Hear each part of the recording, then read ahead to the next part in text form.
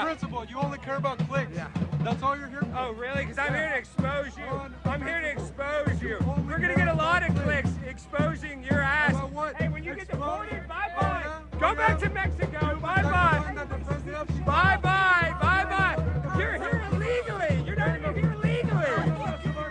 You're not even here legally. They stole my hat. Get off me, man. Get off. Get off.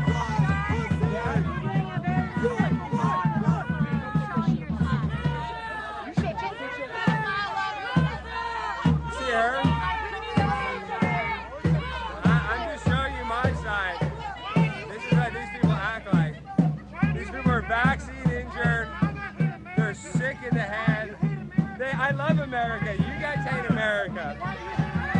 You guys hate America. Why do you hate the Constitution? Literally, I love the Constitution. Why do you hate America? I believe in God. Hey, can you hear me? Hey, hey. You hate God.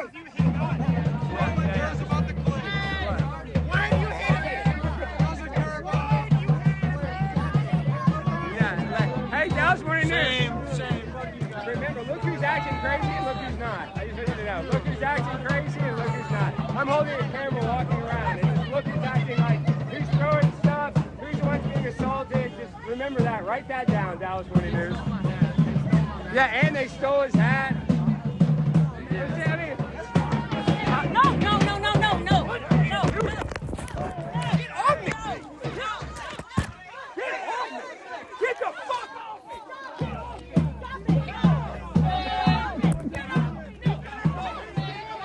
I'm so fly, I'm aligned with the planes. My grind so refined, I got no time for no games. Ask yourself why would I make time for you lames? At all costs, cause I'm a boss. I'ma break them off, yeah, gotta break them off.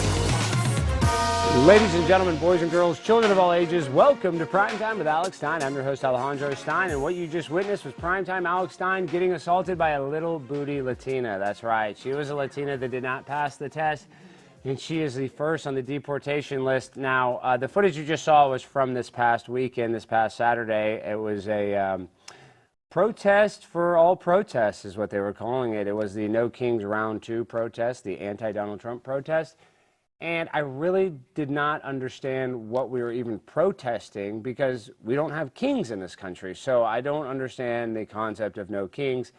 And really and truly, they were the ones that were acting like kings the whole time. You know, they were the ones that were being rude and making me leave their country, aka the public park where they're all doing fentanyl. So with all that being said, I want to invite our guest on. He is a famous Islamophobe. Is that a good way to describe him? Is that what Mehdi described him as, Jimmy? Yeah, that's what Mehdi said.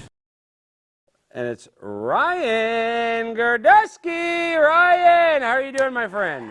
Do you remember when we met? No, I was probably on morphine at that time. So we were at the Islanders game with Ann Coulter. Oh, together. yes, Ryan. I remember Yes. that. That was actually a great night, dude. I think we were both very drunk. No, So- actually, that night I wasn't even drunk, honestly. That night I was dead sober. Maybe I had a marijuana gummy, but I was actually not drinking that night, but I had a blast. I was...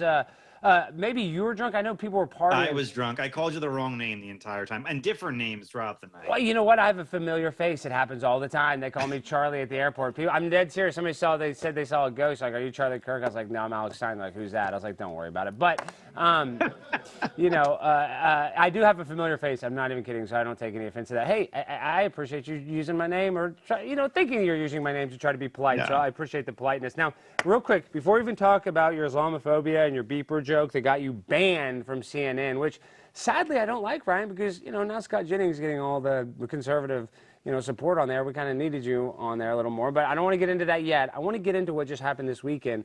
You saw the footage. What do you think about this No Kings protest? Because I'm a First Amendment guy, freedom of speech, right to protest. I'm all about it. I agree with the right to protest, but some of the messaging was a little threatening, I guess is how I would describe it. So what do you think about this past weekend? Well, I don't know how you found the only young people at the protest. That's pretty amazing, first of all, because everyone else was geriatric besides the people surrounding you. I think that the protest was noticeably old, and it was noticeably heavily female old. Yeah. And I think that those are the last people really watching cable news. And they are creating almost like it's like a cable news induced psychosis that's generational. And they have this notion that democracy is ending, but they're peacefully protesting it. They're participating in elections coming up. They just had one before. Every sign is that democracy is there. It's vibrant. So I have it's so much reminds me of when teenage girls all of a sudden say they're trans. Yeah. Like, it is induced by what they're absorbing from the culture, and they have sat there and marinated it. And it's more likely when you have friends who are also believing it that you believe in it. There's no getting around it. It is a generational thing. Remember, the old people that we grew up with, right? The ones who voted for George W. Bush and flew the flag, they've all mostly passed away now. And it's like, I always say, it's like All in the Family, the TV show All in the Family. The Archie Bunkers of the world have passed away, and Meathead is an 80-year-old. Yeah. And so that is our senior citizens nowadays. They are the draft dodgers. They are the people who complain about Vietnam their entire lives. That's just this group that we have. And, we're stuck with them as long as they're on this earth. Yeah, it's kind of like the Grateful Dead generation, or what, it's kind of like the hippie boomers that all got to buy their house for $100,000 and now they're worth like $2 million. So they, I don't want to blame it on the boomers, but I feel like they have kind of taken all of our generational wealth from the middle class, especially the young people in this day and age. But when you say there's old people, when I was looking at footage from like suburbs like Carrollton and suburbs of Chicago and suburbs of these big cities, yes, it was definitely geriatrics. It was, elderly people. But I will say at the Dallas one, there was only about 3 black people. There's no black people, but it was a lot of young white people. It was like mainly white people. But I did see a lot of, at the Dallas one, there's definitely a lot of old people, but I actually saw a pretty good, amount of younger people. But like I said, it was mainly women, kind of youngish, whitish women, really not that many Hispanics, not really hardly any African Americans. So it is kind of weird who's getting involved, and I think it's more of a social situation. But should we be afraid? Like, represent Turning Point. What happened to Charlie was the worst thing in the world. But I still feel like a college campus is safe. So, Ryan, like, what do you think overall? Like, is the world? I guess my point is, I think a college campus is still safer than outside, like the protest I was just at No King. So, what do you think? Like, is society really that dangerous? Are you actually worried? We keep on saying we're victims. Or is that a real thing, or is that a right-wing conspiracy? I mean, I will say this: after the CNN hit that I did, that I got banned for CNN from, I had over 1,000 threatening messages sent to me, like within a 12-hour period. You definitely feel vulnerable. I think Republicans are under assault, and there are crazy people who don't have the moral compass and the morality to sit there and see that there's like a soul behind somebody, and they're created an image of God. So without that kind of there, and they believe that they're fighting Nazis, I think that there is something threatening in the culture right now, for sure. Is it the most dangerous place you could be? No, you could always be in a black majority Democrat-run city somewhere, mostly in the South, and you could be in a much more dangerous place. But so it's not the most dangerous place you could be, but there's a level of danger that wasn't there 15 years ago. Yeah, I do have to admit that it does seem like the temperature is a little warmer. I know that's kind of a cliche, but now let's go talk about your banning from CNN. And you said a very funny joke. Should we play the clip? Let's play the clip first. Because it was a viral clip, Ryan. This is great. You shut him down. This is hilarious. Let's play the clip. No, by me. I never called you an anti-Semite. I mean, I'm not sitting here saying I'm a supporter of the Palestinians, so I'm used to it. Yeah, I hope your beeper doesn't go off. The thing is that you should not. See, that's funny. No, I did not say that. No, I did not say that. On live TV. I have to do something else in my life, but this is not the only thing I'm ever remembered for is this moment. It is, I cannot forever be the beeper guy my entire life. No, but listen, I thought it was funny. It was passing in the moment. I blame it all on Matt Foldy. I really do. Do you know who Matt Foldy is? Why is that? Does he go on CNN? He's a Republican guy. He's on Newsmax. I saw him right before I did the hit.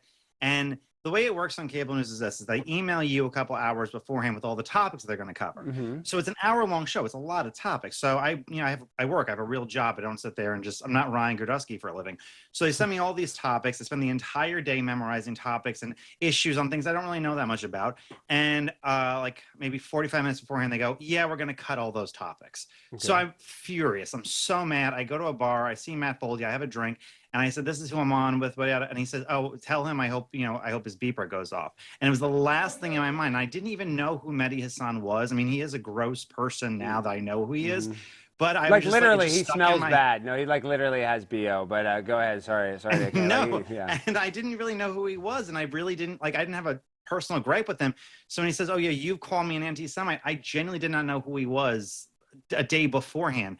So and now I would call him an anti-Semite, but I definitely didn't do it then. And so I was just really pissed off. And Ashley Allison, who was the heavyset black woman sitting next to me, we were in the makeup room and she would not acknowledge that I was there. So I was sitting in the room. I'm saying, "So how was your day?" So, "Oh, you have plants," like something. So she See, this is before the beeper joke. You're talking about before the beeper joke. Way before. This is in the makeup chair, Yeah. like 30 minutes before. And she's ignoring me. And then so we get on the set. So I'm pissed that the topics changed. I'm pissed that Ashley's being, she was always. Wait, time out. And this is the show that Scott Jennings is always on too. You know, that's always going viral. So, and so I'm pissed that she's being a complete, you know what? I'm pissed that the topics have changed. I have a drink in me. And then we get on and it's a 9-minute montage of the friggin' MSG Puerto Rico joke, as if we're watching live footage of the Hurricane Katrina washing up New Orleans. And I'm like, are we freaking serious? And the whole time Ashley Allison, who's sitting next to me, is making comments about white men. And I am just like, had it. So what my plan was at the time was we were going to go, Brian Stelter was supposed to be the guest for the last segment. I'm like, you know what? I'm going to say Brian Stelter's fake news. I'm going to tell him, you lie all the time. You shouldn't have a job in news.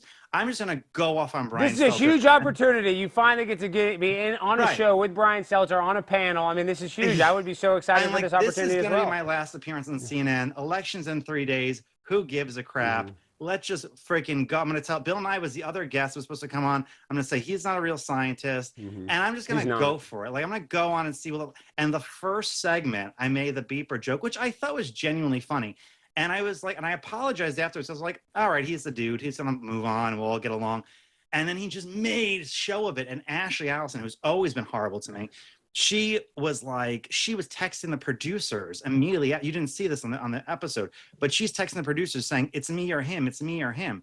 And I'm like, and she works there, so it's obviously going to be her. Yeah, but she puts her line in the sand. Oh, this guy's got to go, or I'm leaving. Oh, and I was like, all right, like whatever. So Mehdi storms off, and they didn't kick me off set immediately. Mehdi storms up, and he rage quit. I didn't realize that. So in the break, during the break, he walks off, or did he? We walk go to off? commercial. Yeah. He throws his mic down. He walks off. Abby goes, "Did he just walk off?" And she said, and everyone was like, "Yeah, he walked off." And Ashley Allison's texting like feverishly, and Abby didn't kick me off at first. Like nothing happened at first. And then Abby's like, "Let me try to like bring him back. Let me talk to him." And the producer's like, "He's not coming back." And Ashley then starts screaming. She's like, "It's either him or me. He has to go. You're talking about me." So I said, "Abby, do you want me to go?" And she said, "Yeah, I think it's best if you go." I said, "Okay, fine." And I walked off. I went to the bathroom, and then I went into the elevator and went home. And there was like nothing like that was like literally it. And I didn't think it was anything truly until I got into the car that CNN sends you. And Meghan McCain calls me and she's like, "Are you okay?" And I go, "Yeah, I think so. Why?" And she's like, because Megan's a good friend of mine. And I was like, she's like, "This is a big deal." And then Yashar Ali texted me and was like, "Are you okay?" And I was like, "Oh, this is actually a lot bigger." And then that one liberal viral video person, it got like 75 million views and it was in the New York Times. And I was like, this is not that serious. But it was so heightened for the election. And I just basically just muted my phone for 48 hours and I did some conservative interviews and I called it a day. I don't know. It was not that serious. No, dude, that's not serious at all. But that story's so interesting because that is a funny joke, the beeper joke. And I can see how like people could say, "Oh, that's like a dark joke." It is a little bit of a dark joke, but I like dark humor, and Mehdi likes dark humor, and he's made jokes that are more inflammatory than that. So he wants to act like he called gay people pedophiles. That's what I'm saying. He said non-Muslims are animals. He's made more inflammatory statements in a beeper joke. And he wasn't joking. Yeah. So like that's the thing. He wasn't joking anything he said. I was literally telling a joke. I don't wish any harm on him. I don't wish any whatever. I think he should probably be denaturalized. Because real quick, that is an important point because my buddy Tim Pool called him Indian, and really, actually, I found out this weekend that he wasn't born in India. He was actually born in the UK and is a British citizen because of that. But then in like 2020 or 2022, he became a U.S. citizen. Like, how the hell is he becoming a U.S.? Why can't he just be on a visa or something? How the hell does he become a citizen? That doesn't even make sense. Because we give 1.1 million people green cards per year. We entice people to become citizens. And because we said about boomers before. Boomers believe, you know, they've been told over and over again, illegal immigration bad, legal immigration good. The more the merrier. This is part of our great, you know, multicultural melting pot. They're all going to be just as, you know, American as apple pie. And they've been sold lies, and they've been sold lies over and over again. I don't blame them because they come from a high trusting generation as opposed to, I'm a millennial. I think you're a millennial too. Yeah. We come from a much lower trusting generation. Social capital for Gen Xers and Gen Alpha is bottom of the barrel low. And part of it is diversity. You can sit there and read multiple studies in different countries, in different continents even, in parts of the world where forced multiculturalism, especially among recent immigrants, drops social capital and social trust faster than any other thing you could possibly have. So this is what, I mean, this is not the only thing. There's a lot of components, but that's a major component. Well, and I just look at Canada. I mean, Canada is, it's not doing very well now. I think, you know, their population's like almost half Indian. I mean, that's ridiculous in a country that was not very multicultural. I mean, I guess they had some French people there, but you know what I mean. And now it's totally changed the way that they.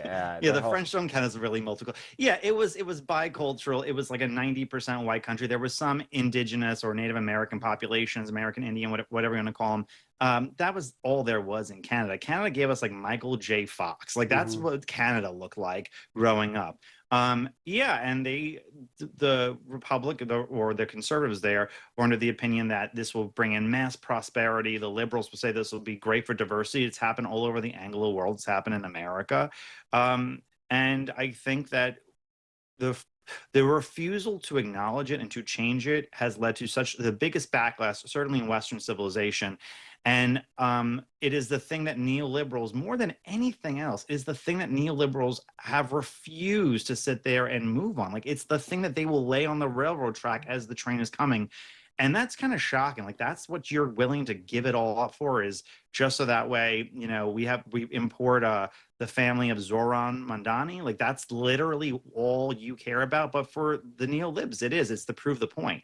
Well, speaking of Mamdani, I mean, I think it's basically inevitable that he's going to win. And now I saw there is like, I saw a sign. I don't know if they were trolling, but you know, it was like Jews from Mamdani, and I was like, that's interesting. That's weird. So are those the neoliberals you're talking about, like the people that are, you know, Jewish but will still vote for a guy that is, you know, sympathetic to Hamas? They are, listen, Jews, not every Jew. I grew up in New York. I know a lot of Jews growing up. I knew some very religious Zionist Jews. I knew some very liberal Jews. Jews as a whole, as American Jews go, very high levels of college education. Among Very secular smart. Jews, Yeah. deep levels of agnosticism. They are just your standard bearer liberal. Like, there's no attachment towards anything that a Republican would vote for. Oh, wow.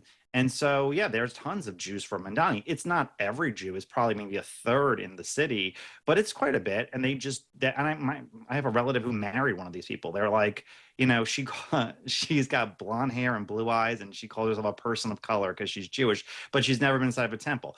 But that is just like, they're part of like I'm part of the general, you know, suffering of a people, and they want to belong to that. So they side with like Mandani. It's ridiculous.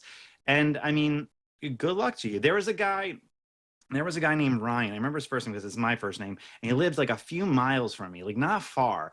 And he was like a social justice activist. And he was like just your standard bearer, like shit lib across the board. Okay. And he saw like a homeless man having a schizophrenic breakdown like at 4 o'clock in the morning, and decided to intervene. And this homeless man murdered him on camera. And this is a guy you knew because his first name, that's how you kind of remembered him. Yeah, so, that's how I remember his name was. Yes, I didn't know him, but I saw that and I was just like, he was brainwashed to such a degree that in the end, he still viewed that man as the victim and him as the perpetrator for the specific reason of being a white male. And those are people, regardless of their religion or their national origin, you cannot help them. They are in a world and they are deeply, deeply brainwashed in it. Is that because of like a subversive critical race theory? Now it's gone where it's, you know, wide open. You know, it's very overt, not covert. But like you're kind of talking about how they did teach us in school, we're a melting pot, and you know, they kind of almost critical race theoried us as a young age and created white guilt without us even really knowing. You know, I guess they kind of did it, like I said, more subversively. Now it's more overt. But is that why do you think a guy would see a schizophrenic homeless black man and be like, oh, I can go save him? Like, do they have this like Captain Save-A-Ho mentality? Yeah, I think so. And I think that growing up, like in the 90s, like we were in a much better place socially on race issues than we are now. And partially because we saw black people on television every day, and they were just normal everyday people. Like the Fresh Prince of Bel-Air was a normal person that you would want to be a friend with. Yeah. Even the Family Man, like those kinds of shows were staples, and we didn't have to have a lecture about them. Well, I had to stop you real quick though, Ryan. That is a brilliant point, because if you look at those shows, they're hit shows, and they always had a positive spin. Like Will Smith, the Fresh Prince of Bel-Air, I watch every episode. Sorry, I had to just cut you off, because that is true. That's what I was raised by, Will Smith. So, even though Will Smith and Jada Pinkett Smith are this weird thing, I still always think Will Smith is cool because of that show. And you are right, like the black people that were the stars were, I guess, more sanitized, a little more family friendly, and now it's like Travis Scott doing like satanic rituals and having kids trampled, and he's banging yeah, but it's Kardashian. also, there wasn't a lecture of like, oh, you have to like him because we were racist 50 years. You just did because we had mutual interest, and it was. I think that for like the boomers and the silent generation before them, there was a lot of racism in the country, so they felt to overextend and they felt to go overboard. And I think by the 90s they had really calmed it down. And then, under Obama's presidency, it just took a hard left to an unhealthy place, and there was no stopping it. They're talking about the mayoral election. There's a lot in New York, and there's a lot of emphasis for Curtis Lewa, the Republican nominee, who's way low in the polls, to drop out. But and he keeps saying, I don't have to say the Democratic Party. They never chose to say themselves. And to that, he has a point. He has a very strong point with that, though. He does. Yeah, because, they do. He does. Yeah, but, yeah. He has a strong point. So I just think that, they created this monster, and they don't know even how to tackle. They don't know how to deal with it. I think if Sliwa dropped out today, though, I don't even think Cuomo would still win. I mean, probably better than me. If he would, because I actually like Curtis personally. I think Curtis loves the city of New York. But I'll be honest, he likes the publicity of running for mayor. He's done this gimmick, a few times. So, let's call a spade a spade. I'm just calling balls and strikes. But even if he dropped out, that really put Cuomo over, because let's not forget, Cuomo was a terrible governor, killing people. All of a sudden now we love Cuomo. He's a, groper in chief. He's blaming his perversion on being Italian, which I wish I could do that. So he's not a saint. He's better than Mom Donnie, but I still hate that lesser of two evils. Yeah, I'm Italian. I take offense to that. Plus, he's got nipple piercings, which I can never get over. Yeah. The thing about Cuomo is that he's never given Republicans a reason to vote for him. Saying I'm not Mandani 7 million times is not a reason to vote for you. And there was Republicans in New York they're used to losing so often. If you gave them crumbs, they would go to it. And he hasn't even bothered doing that. And it kind of struck me as maybe he was never a great campaigner. Maybe his father's legacy was enough to get him to become governor. And maybe he was just never that strong. I have to assume that he was never that good, because Mandani is very smooth. He's very quick. But it isn't Curtis's job. And the thing is that when Cuomo was first elected, he was elected as a moderate. He did a lot of decent things when he was first elected. He did a lot of things on real estate and zoning laws and taxes. And then as he got challenged by the left, by Cynthia Nixon, by other people, he moved far to the left. He created that condition, and he endorsed people who were horrible, who now are all stabbing him in the back. So you made it. You made the cake that now you're sitting there and is giving you food poisoning. You got to eat it up, buddy. You got to deal with it. It's not our fault. Yeah, and I kind of see the about face that Eric Adams is making. He kind of cultivated this, den of thieves, and then they get surprised when these thieves stab him in the back. So you kind of Eric Adams has the confidence of a drag queen. Eric Adams has. Wait, time out, because drag queens have a lot of confidence. So you're telling me that he is very confident. Yeah, and Bangladesh is the New York, or New York is the Bangladesh of America. What does he always say? He always says this country is the New York City or New York City is the Bangladesh of America. And he also said recently, I'm the greatest mayor in New York history. Mm-hmm. He is delusionally confident, and if you could just rub a piece of that delusional confidence off on you, you can succeed at something, because Eric Adams is going to leave that office thinking, I did a great job. I was a one-term mayor, baby. Killed it. Might run for president afterwards. Well, and that's half the battle, though, is being confident even when you suck. And he's got that down. And he was a law enforcement officer for the NYPD. And let me just tell you something. I know you know New York even better than me.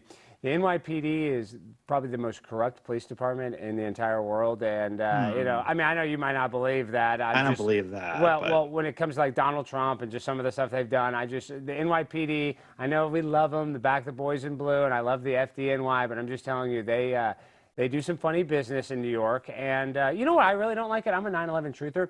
And I'm really mad. Forget about it. Well, but real quick, Ryan, forget all I didn't know that, Alex. Real Okay, quick, go ahead. We don't have to get into that. We don't have to get into that. But forget any conspiracy surrounding 9/11 because I don't want to get you canceled. I'm saying after the event, they said that the EPA, the air was totally fine. Remember that? And Jon Stewart, who's a leftist, you know, he's railed against this. You know, they said, oh, even this EPA said the cops, it's fine. All the chiefs, they said, oh, go here, you know, go clean up the, you know, and obviously they're going to have to send them to clean up rubble. I know there's rubble. People have to clean it up.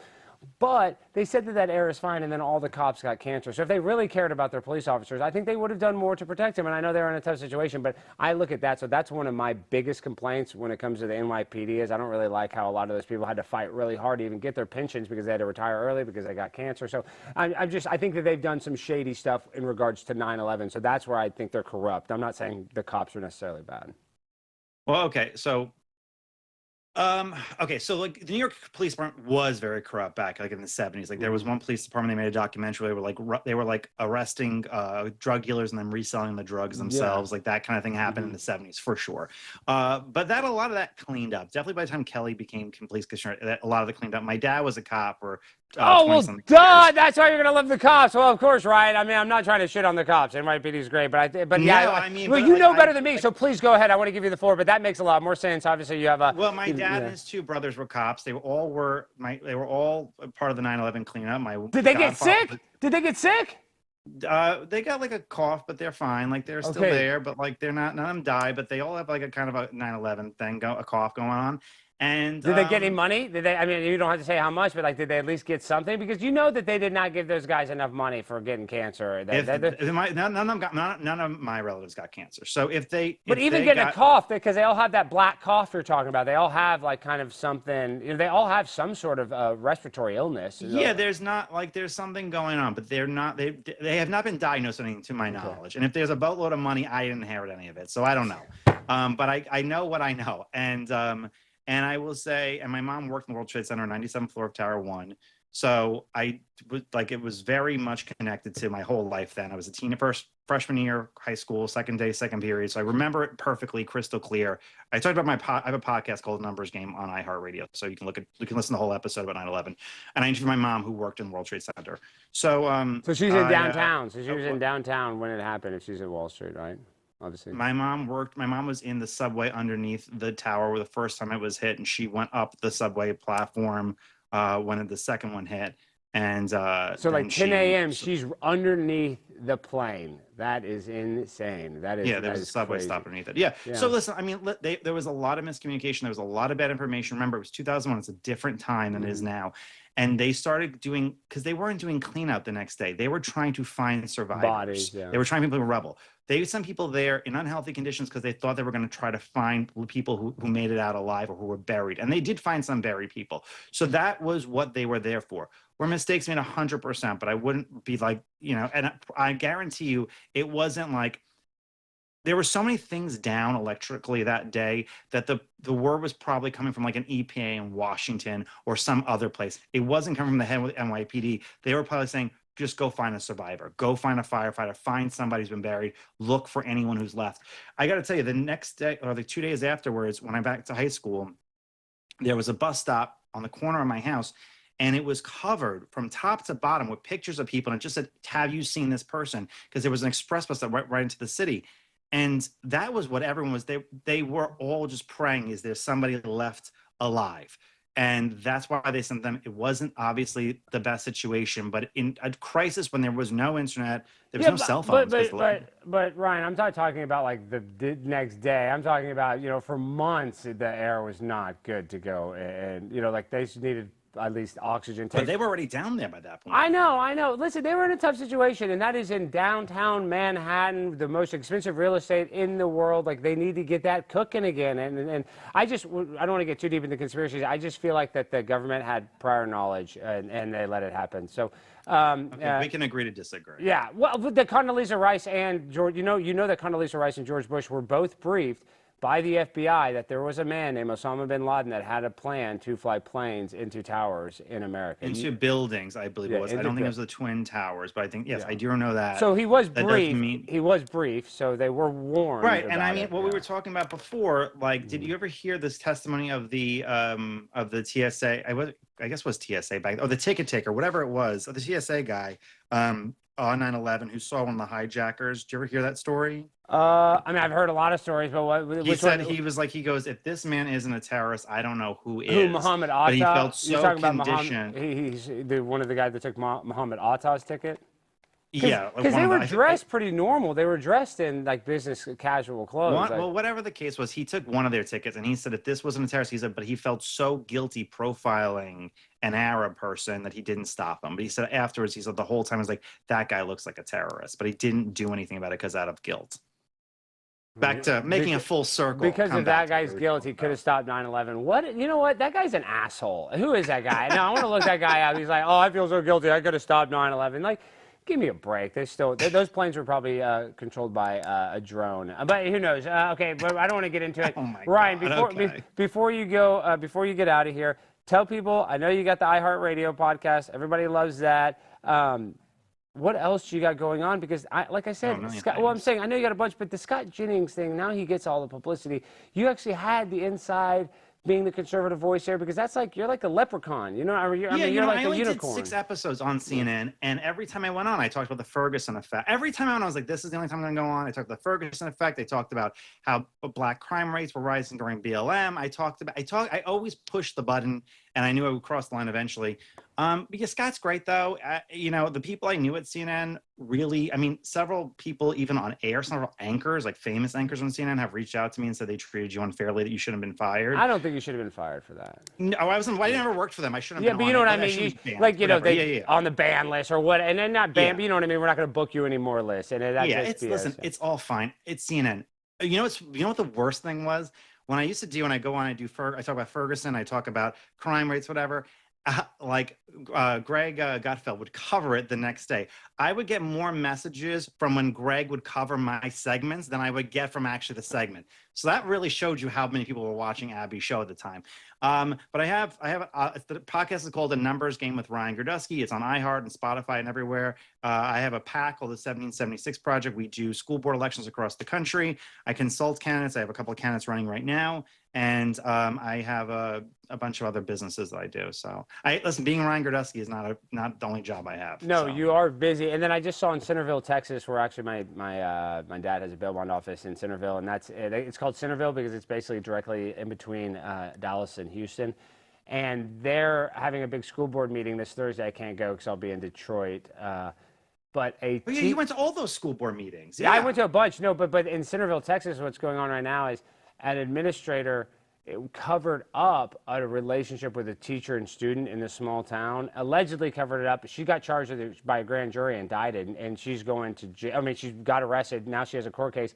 And they're fighting at the school board to see if the school is responsible, the teachers union or the school district, to pay for legal fees. And right now they're saying they are going to pay for their legal fees, and everybody in the town's really pissed off because, it's probably going to be potentially millions of dollars. And I tell you, so we worked really hard to try to get some teachers fired who posted insane things after Charlie was murdered. Mm-hmm. And not that I was Charlie's best friend. I knew him, but I wasn't that close. But obviously, we're conservatives in a social space. We all feel this to a degree. And Charlie was like our leader, even if you weren't close to him. He really was a leader of the movement. So right. Whether you knew him or not, he was he was one of the few people that after they die, you realize how much better they were. Most people were like, he wasn't that great. But Charlie actually afterwards, you're like, wow, he was better than I remember. When he was alive. But anyway, a lot of teachers that we tried to get fired, the unions were threatening to all the school districts saying, we're going to sue you into bankruptcy if you fire these teachers who wrote these horrible things about Charlie Kirk. That was that fat teacher at the parade the other day. Right now we're trying to figure out a way to manage to expose them in some capacity. But these teachers, the school boards, the good school boards with conservatives in charge of them, they're trying to figure out how to get out of these teachers, and they can't. Have you followed, by the way, one last thing before we go? Did you follow the Tony Gonzalez staffer story? Oh, yeah, I'm very familiar with it. And my buddy Tony Ortiz helped break it. I'm very good friends. Tony's great. Yeah, I'm good friends with Brandon Herrera. And Yeah, I mean, I can only say so much, but allegedly the real smoking gun in all this is that Tony was having an affair with a woman, and that Tony allegedly paid a big check to this woman before she lit herself on fire, and that the husband has all the information and can expose all this, but allegedly, and I'm saying this all allegedly to protect myself, is that he's worried about the legal ramifications because he signed like I guess, NDA about the situation. But now that his wife is dead, I don't know why he wouldn't come out and say this, but I think he's afraid because he looks like a cuckold for his wife. And allegedly, she may or may not have been pregnant. Yes, that's another thing. I mean, there's all these layers to this, and the fact that the mainstream media has not even really covered it, and Tony Gonzalez... Which is crazy. And they're not even giving the damn police 911 call or the body cam footage, because there was actually, for hearing all this from Tony, allegedly, it's all allegedly, this is in Minecraft, we don't know, we're just, speculating, is that she had an incident with a cop like prior to this, like a week or 2 weeks before. They had a serious incident with her and her husband, and it all came out that she was banging him, and the husband had found out, and they almost killed each other. I don't know, just saying there was another very serious domestic dispute just a few weeks before this, and somehow that got wiped away, nothing done, nobody got arrested, and then the wife kills herself shortly thereafter under weird circumstances. This should be a huge story. And it's not, and he's a conservative, so CNN, quit firing Ryan Girdusky for making a fucking funny joke, and go expose Tony Gonzalez for banging and getting a girl pregnant and making her kill herself. Yeah, Tony Gonzalez and Corey Mills, the two Republicans who I don't know why they're not being blown up. So it doesn't make sense. All right, well, Ryan, thank you so much for joining us. Oh, last thing. The ceasefire, is it over? Do you think it's actually, we're going to get some, I know that's a hard question to end with because I know you probably have a long diatribe, but is this good? We got the hostages back? I feel like this is good. I'm happy about this, but is it time to celebrate, or should we still kind of be, nervous? I know like nothing about Israel. Nothing. So I can't even answer that question. I don't know. I really don't know anything. I don't know. I mean, it sounds good. Like I've read what you've read and it sounds great. I'm like, okay, cool. Like that's good. But that's all I got. I don't know any about Israel. I don't know. Playing it safe. I love it. You're a gambler, and I love it. And you're gambling. You're playing it safe. You're betting it on black. No, I don't know the answer. If I knew it, I'd give it to you, Alex. Ryan, thank you for joining us. We love Israel. It is the greatest country on earth. They're our best ally, biggest ally, and Hamas is not a good. They're not good. Hamas is bad. They're not good. Hamas is not good. That Hamas is a good way to end no bueno. All right. Talk to you later, Ryan. Thank you. Bye. All right, guys, some of y'all live in a house. Some of you are homeless watching this on a phone at Starbucks, charging into the wall right now. And, hey, there's no shame in your game. You're going to catch a lucky break here or there. But the ones that are making it and got a little bit of money, let me tell you something. This ad is for you because if you're a homeowner, you need to listen to this right now. In today's AI and cyber world, scammers are stealing home titles, and your equity is the target. Here's how it works. Criminals forge your signature on just one document, use a fake notary stamp, pay a small fee with your county, and boom, just like that, your home title has been transferred out of your name. Then they take out loans using your equity or even sell your property, and you won't even know it's happened until you get a collection or foreclosure notice in the mail. So when's the last time you checked on your home title? If your answer is never, you need to do something about it right this minute.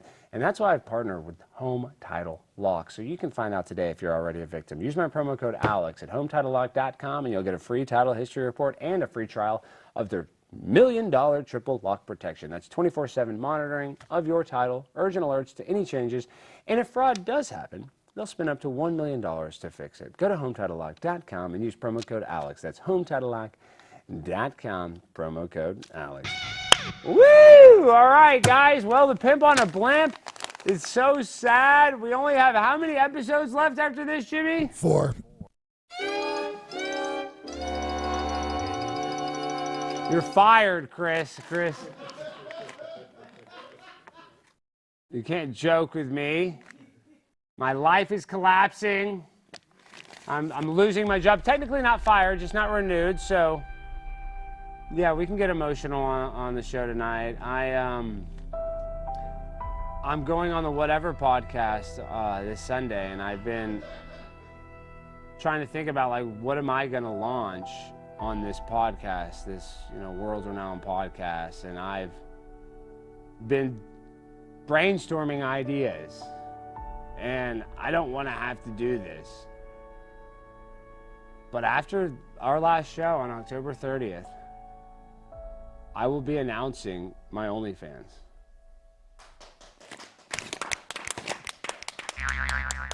I'm going to be completely naked on there. For $5, you're going to see me spread it and forget it.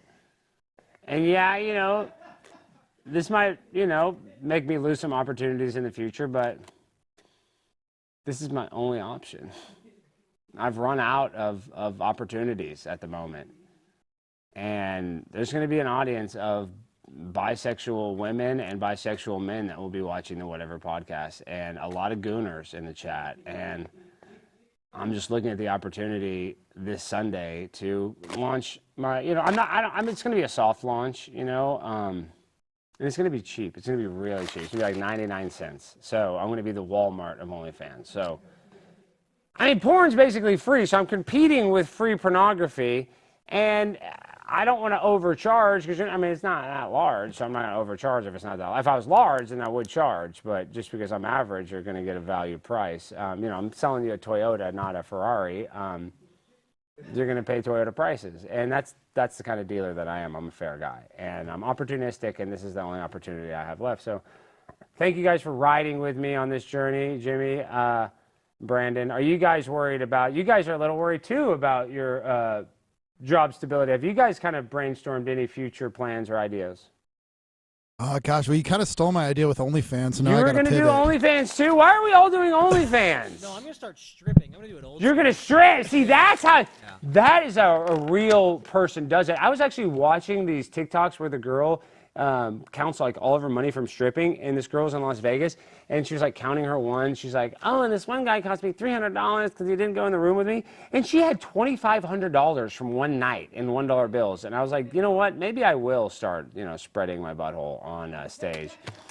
But the sad part is I'm ugly. That is one thing. I'm only going to have customers that have a serious fetish and have a serious, you know, mental illness. Those are going to be my customers. But luckily, we have a world that's full of sick people, so I have a large pool of people to pay me money. But with all that being said, right now we still have a show, so things are still good, and so maybe something will change and something will happen, and I won't have to join OnlyFans, and I can only hope and pray, and I have been praying, and nothing's come up yet. So hopefully, Jimmy, can you guys say a prayer for me at church that I don't have to become naked on the internet? I pray for you every Sunday, so I will do it. But pray specifically that I don't have to do OnlyFans, because I don't want to do this. I don't want to get into sex work. I'm not a sex worker. I don't even like other sex workers. You know what I mean? I'm just when you're desperate, you're desperate. And yeah, so I'm in that stage of the game right now. But I love you guys, and I'm the pimp on a blimp, and I'll be coming to a college near you, because guess what? With all that being said, guess where I will be this Thursday? That's right. I'm going to be in Lansing, Michigan, at Michigan State University. I can't even speak. Michigan State,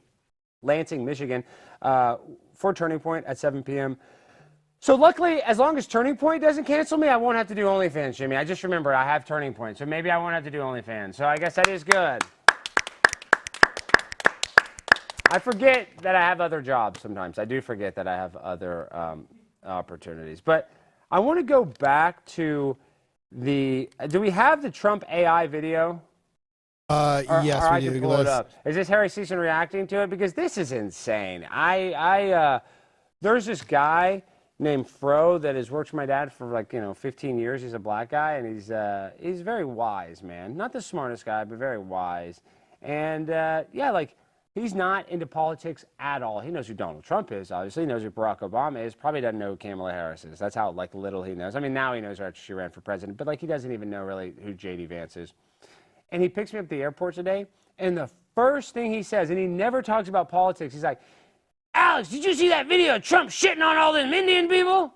I was like, damn, that video is effective, because this guy doesn't even really barely know how to read, and that video really affected him. And yeah, so let's play this video. Well, so it's actually Harry Season's reaction to it, because Harry Season was the first person who got pooped on in the video. Okay, well, let's just see his reaction. But does he play it? So we're reacting to him reacting to it. That's fine. It's a meta I don't think reaction. he plays it. He didn't want to give Okay, Trump well, let me find the Trump AI video real quick. But this is ridiculous. This. Oh, can you see my laptop? I didn't even ask you, George. Okay, let me try to see. I got Trump, and what should I put? Poo? Oh my gosh! Don't show my computer now, because it's on Twitter. It's probably going to be like. So is it 21 seconds, I'm guessing? Yes. This video is insane. Okay. Yeah, that's it.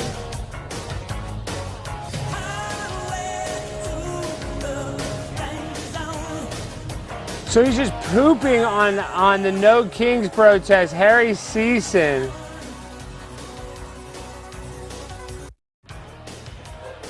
Is this safe for YouTube? I mean, can we show fecal matter being thrown on? I think it's just covering news. It's the president's feed. God, look at Harry Season getting that poop bukkake on his face. I mean, this is disgusting, dude. That's pretty. Let's watch it one more time. This is a pretty dark video if you really think about it.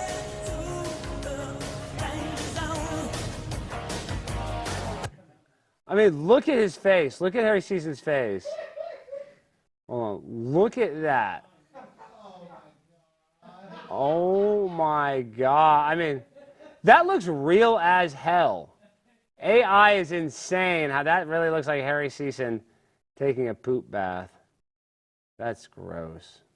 Do we like this, guys? What do you guys think? What is the consensus? I mean, I guess I like it, but I mean, he's going full boomer mode. Do you think he actually prompted this video, or did Stephen Miller prompt this, or Usha Vance, and then send it to him to post? Well, no one's mad at him about ICE raids right now. People are just freaking out about this video. I think he's just playing the media like a fiddle, and it's working because look at us. We're covering it a lot.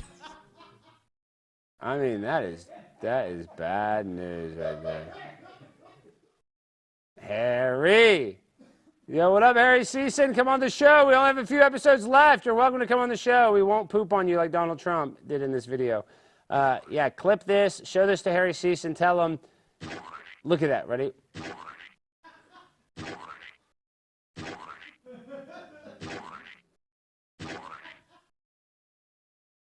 Damn.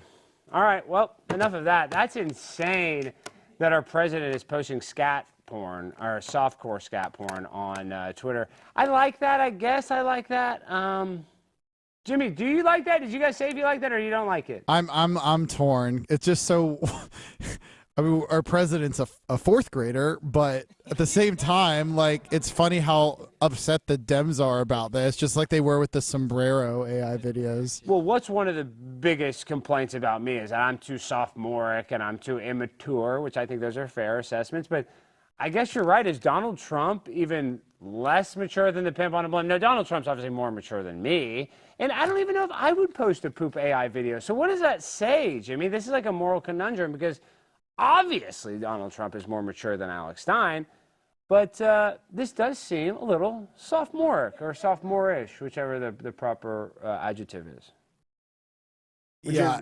I just can't believe we're talking about this. Told me like 5 years ago, our president posted a poop AI video. Yeah, do you want to play Harry's reaction? It's pretty funny. Yeah, let's play Harry's reaction. All right.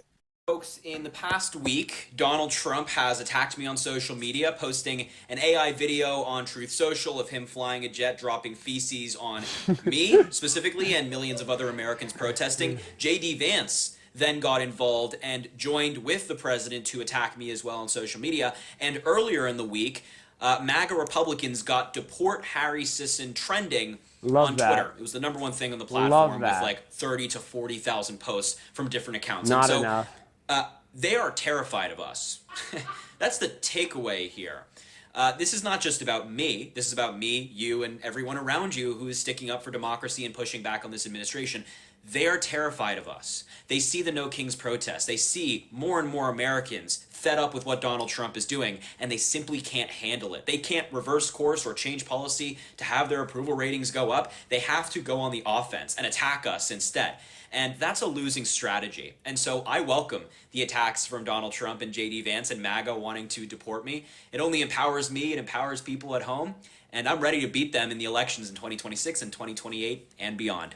Well, I mean, that is just pure projection because he says that they're not winning. They're literally winning by doing this meme culture and meme war, or whatever you want to call it. So he's lying about that. And I can't believe I'm going to say this. I actually am a little empathetic to you, Harry. I would be scared. You're saying that Donald Trump and J.D. Vance are scared. If I were you, I would be very scared if the President of the United States posted a meme of a fighter jet pooping on me. There's no way that could not be taken as a threat. And then to have his co-host Vice President J.D. Vance doubled down on it. Yes, if I was Harry Season, I would be very worried about getting deported or maybe actually getting pooped on or worse. So I wouldn't want to be. Jimmy, how scared would you be if Donald Trump posted an AI video of him putting feces on you? I would be scared to death. I would for real poop my pants. Yes, so I know Harry Season saying that Donald Trump and J.D. Vance are scared is pure projection, but I'm empathetic to how you're feeling, Harry, because I can tell you that much.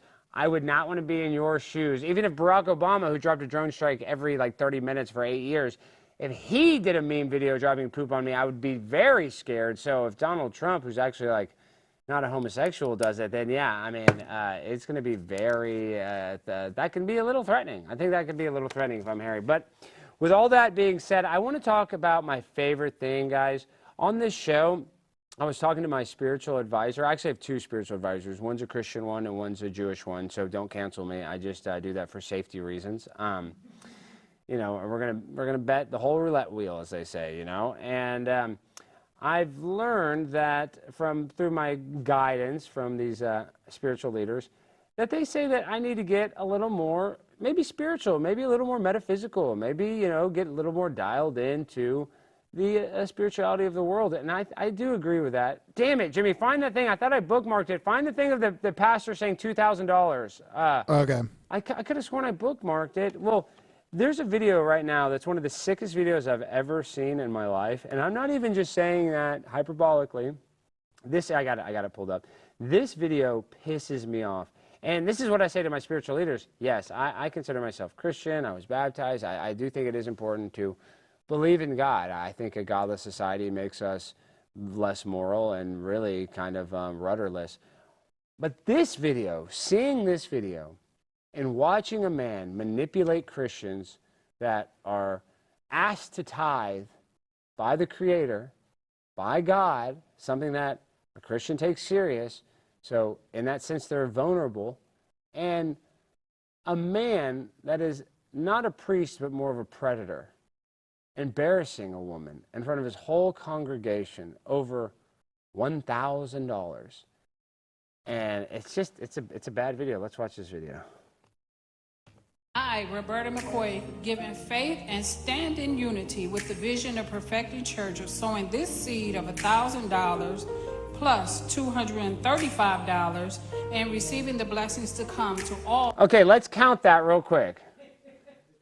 She gave him a check for $1,000 for whatever, to get into heaven, I guess. Probably that's what he's telling her. Then another $235. So we're at $1,200. The average rent price for a one-bedroom apartment in Dallas, Texas is $1,250, roughly. So a month's rent, that would put a roof over somebody's head for a whole entire month, not just a small amount of money. And let's just watch it from the beginning again. So she gives him $1,200. I just want to, it's not a long video. It's only 30-second video. So let's just watch it from the beginning because I really want you guys to understand the gravity of this moment from this evil person. Like this person, they say that they're a Christian, but they worship Satan. Let's watch this. I, Roberta McCoy, given faith and stand in unity with the vision of perfecting church of sowing this seed of $1,000 plus $235 and receiving the blessings to come to all that participated. Now that's only $1,200. Yes. Y'all not listening to what I'm saying. If you have 1,000 plus 1,000. Okay. Well, I'm gonna work on the other 800. Well, that ain't what I asked you to do. Look at her face real quick. Look how embarrassed she is. I know she smiles, but I feel so bad. Look at this poor woman. She's dressed up there. She's up there with her son.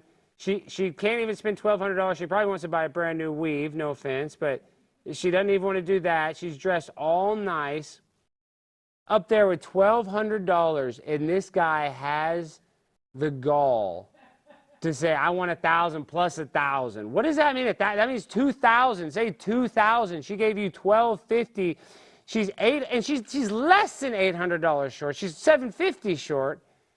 And you say, nah, it's not enough. I didn't want $1,200. I want $2,000. And what are the implications that she didn't give you the money? So now is she penalized? Is this, I mean, well, I don't understand how other people can manipulate people into tithing and giving a artificial amount and not even giving anything back to her. You know, I mean, that is one thing. Like, it's a transaction in one direction.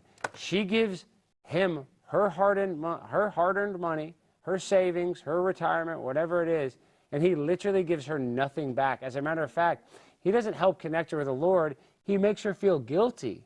He makes her feel low vibrational. And when we're low vibrational, we can't feel the spiritual greatness of the world. We can't feel that metaphysical nature, the creator. We can't feel that. That's why they kind of keep us in a low vibrational state. So this person is not trying to bring people closer to God. That man is trying to penalize people and keep them away from God. That man is a gatekeeper to God. And that person is evil and disgusting. And he not only will get his come up when he inevitably meets the Maker, but he should be shamed here on earth before he goes to hell, inevitably, because people like that have ruined organized religion for so many other people. Because I would argue that everybody, even people that consider themselves atheists or agnostic, in their mind, in a foxhole, on a plane, about to crash, I think everybody prays to God. I don't know that, but I know that's maybe oversimplified, but even the biggest atheist, I would think, will always have just a little bit of hope, because in all of us there is a little bit of God, and that's, the Creator. We are part of the creation. So it's a very dark time in the world, and I see manipulative people take advantage of vulnerable people that are lost, looking for guidance. And so I'm starting my own church. It's a Church of Alex Stein, and it costs $2,000 a month. And you'll get into heaven, and we take all colors. I would like big booty Latinas to start out with. You guys are the best Christians. You guys are going to make all the tortillas and all that stuff. But blacks are welcome too, and colors. Everybody, Asians, all races. Everybody's welcome. It's a multicultural, multi-ethnicity denominational church, and you give me your money that it says in the Bible to tithe, and I'm going to make sure you're VIP status in the kingdom with the big guy upstairs. So, that's kind of where I'm at financially. I'm going to be starting this church. Jimmy, that's going to save me a lot of my taxes. Did you know that? There's a lot of tax benefits from being a church. Absolutely. Who would have known? I didn't know that there was a lot of opportunities. I was a Scientologist for so long. I didn't really know the back end of the whole deal. And believe it or not, there's a lot of benefits from becoming a church. So I'm excited for that. And Alex, I'm looking, there's a little more to the story. That pastor is named Marvin Winans, and he's literally a Grammy-winning gospel singer. He's won 5 Grammys, so he's probably doing pretty well financially. You got to be kidding me. Well, obviously he's doing very well financially. He's in that suit. And this is what really makes me mad. And I kind of was on my soapbox, and I get off my soapbox. Jesus was anti-materialism. He was a egalitarian. I mean, he was a modest. He would be the opposite of wearing a 3-piece suit and alligator shoes. That would not be how Jesus would go out and spread the word. Like, that's just not Jesus's vibes. Jesus was about modesty. He was anti-materialism. So all of these pulpit pimps that only go to their congregation if they're there on their private jet, they're all disgusting. You all need to be shut down. Jesus would not be acting like that. Jesus was very modest. And if you're a pastor and you're out there and you're not being a modest leader, and I'm not saying that your passion for Christ has to be modest. I'm talking about your Mercedes-Benz. You don't need a Mercedes. No pastor in America should be driving a Mercedes-Benz. You should be driving, shut the hell up. You should be driving a Toyota Lexus at the most. Pre-owned Lexus at the most if you're a priest. And if you're a priest and you're driving a German BMW or a Mercedes or Rolls-Royce, which some of you homosexual, down low, closeted pulpit pimps are driving, I just can't wait. And I'm so happy that heaven and hell is real, because you guys are going to burn like a damn shrimp kebab over those coals when you get to heaven and Jesus says, you're not hanging out up here, buddy. You took all that woman's $1,200 and her kid had to eat ramen noodles for 6 months while you're winning Grammys and selling your soul to the devil. So that guy deserves the worst of the worst. And I'm not saying physically. I'm just talking about spiritually. That guy is spiritually bankrupt, but financially, he's fine. So, okay, well, guys, this has been a great show. Tomorrow night, we got Rex Jones in studio. I don't think we have a Skype guest yet, but we might get one. Maybe in the chat, put some recommendations. I can call in some favors.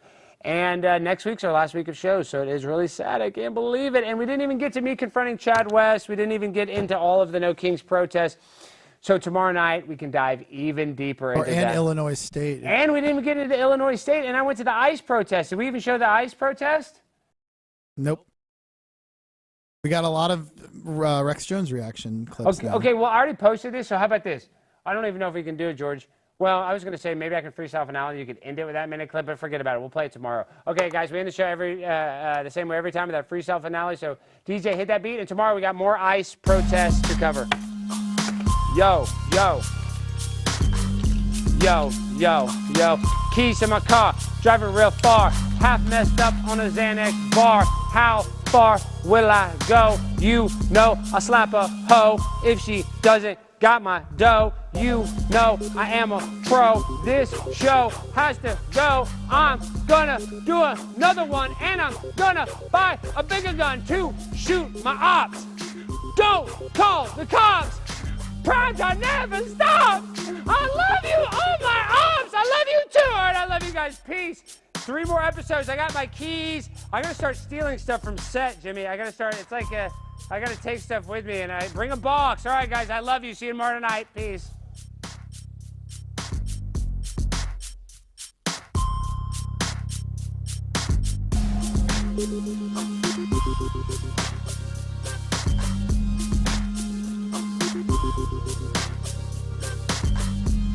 Thank you.